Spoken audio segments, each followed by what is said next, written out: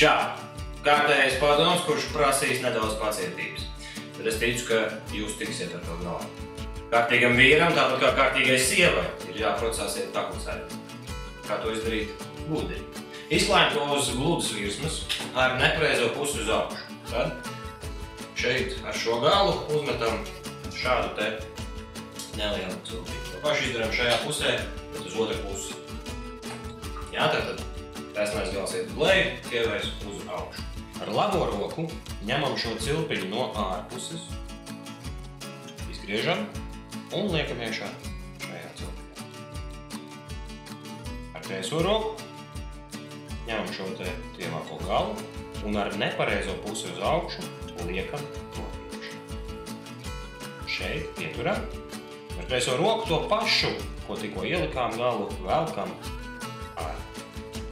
Izveidojās. Tā. Dari gudri.